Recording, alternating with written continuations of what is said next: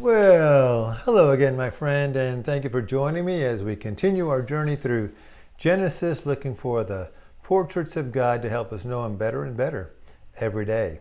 So we just finished with Noah. Let's move ahead as we look for highlights in the book of Genesis, and we come to Genesis 11, where we see the story of the Tower of Babel.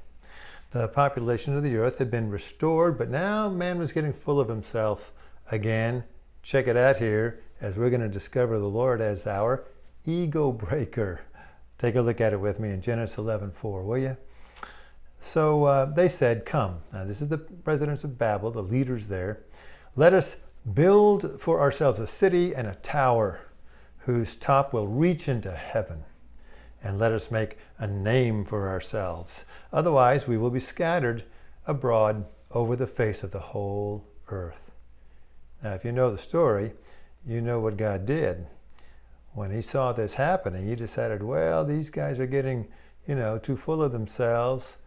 And among the Godhead, they decided, let's scatter them. We're going to give them confusing languages so they cannot talk to each other, and thus they will disperse. And the very thing they were trying to not do, scatter, is what God caused them to do for their own good. You see, God is an ego breaker. It's kind of like the circuit breaker that we have in our home. It's designed for our protection.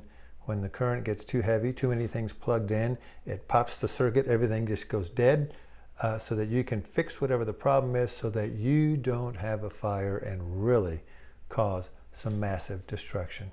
And you know what? That is the mercy of God.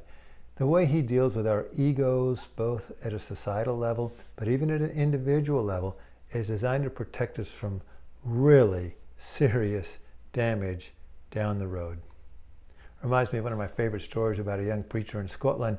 Many years ago, he was watching these open-air preachers and these big crusades, and he said, man, I can do that. And he got inspired to study in seminary and become a pastor himself. And sure enough, down the road, he got a chance to be one of those speakers, and he got up there all excited, ready to go. I can do this. I'm going to wow them.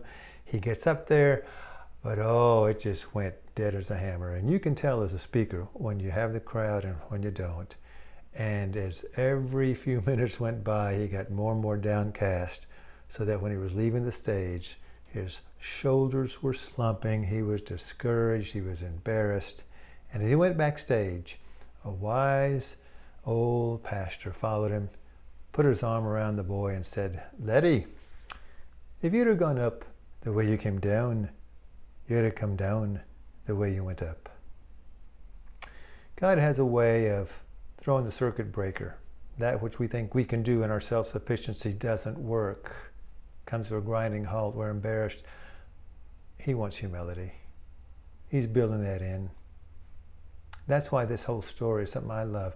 The Lord deals with us, protects us, even stops things when our ego is getting way too inflated. He wants us to depend on Him.